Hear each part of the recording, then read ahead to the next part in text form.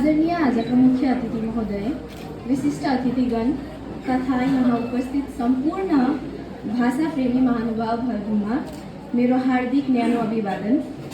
नेपाली भाषा मान्यता प्राप्त भएको 35औं गर्वमय वर्षको यस शुभ अवसरमा नेपाली भाषा र यसको पहिचान प्रतिको सम्मान तथा प्रेम समेटिएको मेरो कविता वाचन गर्न चाहन्छु र मेरो कविताको शीर्षक छ शब्दले मागेको पहिचान।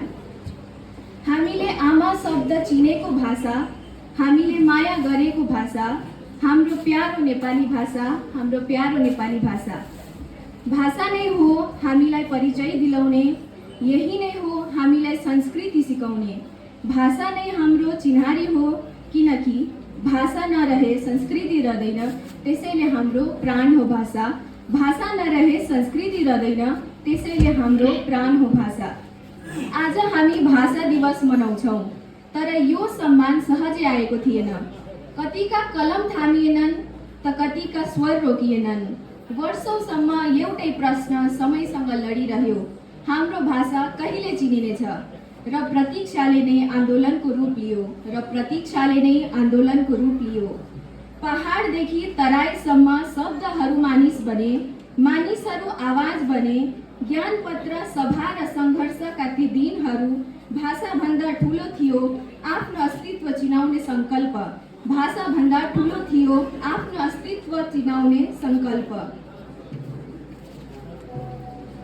अनि आयो 20 अगस्त 1992। संविधानको 8औं अनुसूचीमा नेपाली भाषाले स्थान पायो।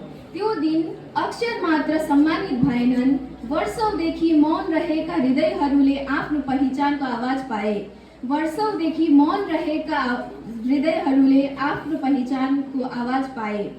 देवनागरी अक्षरमा सजिएका, मायाले भरिएका हाम्रो बोली, दुःखमा साथ सुखमा हाँसो नेपाली भाषाले जोड्छ मनको डोरी। दुःखमा साथ सुखमा हाँसो नेपाली भाषाले जोड्छ मनको डोरी। आउनुहोस् नेपाली बोलौँ, नेपाली लेखौँ, नेपाली पढौँ। आउनुहोस् नेपाली बोलौँ, नेपाली लेखौँ, नेपाली पढौँ। आफ्नो भाषा आफ्नो गौरव सधैँ हृदयमा जोगाएर राखौँ। आफ्नो भाषा आफ्नो गौरव सधैँ हृदयमा जोगाएर राखौँ। यही शब्दसँगै म दीक्षा दाहाल आफ्नो कविता वाचनबाट बिदा लिन चाहन्छु। धन्यवाद।